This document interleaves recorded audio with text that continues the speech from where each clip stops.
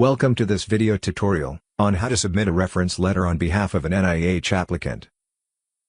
The submission of reference letters are typically requested for various fellowship and career development funding opportunities offered by the National Institutes of Health, NIH.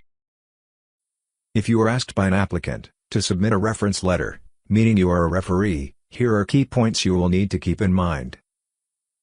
You should not have any role in the proposed application or project, but you should be familiar with the applicant's qualifications, training, and interests. All reference letters must be submitted through ERA Commons. They cannot be accepted through any other means. You will need 3 key pieces of information to successfully submit the letter. The applicant's unique ERA Commons user ID. The correct spelling of the applicant's last name, as it appears in ERA Commons. And the funding opportunity announcement, FOA, number, to which they are applying. You do not need an ERA Commons account to submit a reference letter. Reference letters can be submitted at any time, from the open date, or the earliest submission date, listed in the FOA, up to the application submission deadline. The applicant should provide you with their Commons ID, their last name, and the FOA number, so that you can successfully submit the reference letter. The requirements of the reference letter are: it cannot be longer than 2 pages. It cannot be password protected. And it must be in simple PDF format, a flattened, non-fillable PDF format. Letters should be submitted on organization letterhead, and should provide any specific information requested in the FOA, and application guide instructions. To begin the process of submitting a reference letter, you will go to the ERA Commons login page at public.era.nih.gov/commons.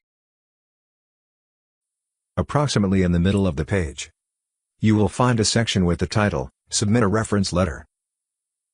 This is followed by some text that provides links to information and resources concerning reference letters, should you need them. Click the bold Submit a Reference Letter text. This will open the Submit Reference Letter screen. As the referee, you will provide all the information about yourself in the Referee Information section. Required fields are identified with a red asterisk. In the Applicant Information section, add the information provided to you by the applicant. If this is the first time you are submitting a reference letter for this applicant in this funding opportunity announcement, you can ignore the Reference Letter Confirmation Number field.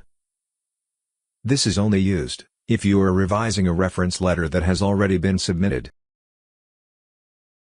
When you have finished filling out all the fields, click Continue. This will open the reference letter upload screen. To upload your reference letter, click on the Choose File button in the center of the reference letter section. You will navigate to your reference letter and select it. Once uploaded, the upload screen will show the name of the file. You will use the View button if you wish to review the letter you uploaded. Or you can click Submit to send it to NIH. If you click Cancel, all information added to the forms to this point will be deleted, and you will be brought back to the initial Submit Reference Letter screen. With the reference letter submitted, you will see a confirmation window that will include a confirmation number. This number is important should you want to revise the letter you just submitted.